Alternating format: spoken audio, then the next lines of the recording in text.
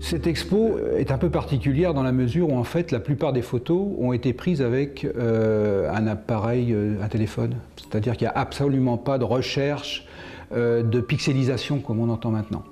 Je suis d'abord un voyageur avant d'être un photographe. Comme beaucoup de voyageurs, j'utilise la photographie comme moyen. J'ai toujours privilégié le fait d'acheter un billet d'avion que d'acheter un objectif ou un appareil photo. Effectivement, ça oriente la manière de photographier. On pourra remarquer qu'il y a une grosse partie africaine, enfin afro-sahélienne, on va dire, dans la mesure où ça a été pendant longtemps mon terrain de prédilection. Mais on trouve aussi quelques images glanées au Tibet, en Chine, en Inde et en Amérique du Sud. Je pense que ce qui est important, c'est l'instant dans lequel les deux regards se croisent.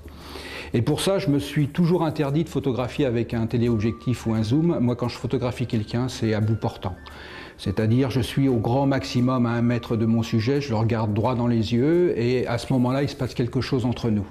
Évidemment, il y a des fois où ça se passe mal, mais quand ça se passe mal, je ne fais pas de photo, ou je détruis la photo.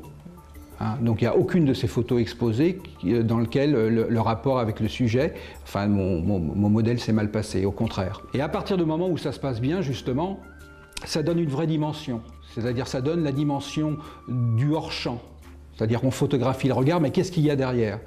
Et ce qu'il y a derrière, c'est ce que j'essaye de mettre en lumière à travers un petit texte que j'ai écrit par rapport à chaque photo, une sorte de haïku, qui ne c'est pas vraiment un haïku, puisque par définition, le haïku est une image en elle-même. On est dans la réalité de l'instant. Et la réalité de l'instant, souvent, malheureusement, mais encore là, j'y mets pas de notion de valeur là-dessus, c'est la rencontre entre quelqu'un qui a les moyens de se payer un billet d'avion, fût-il baroudeur, routard ou tout ce que vous voulez, et quelqu'un qui n'a pas les moyens.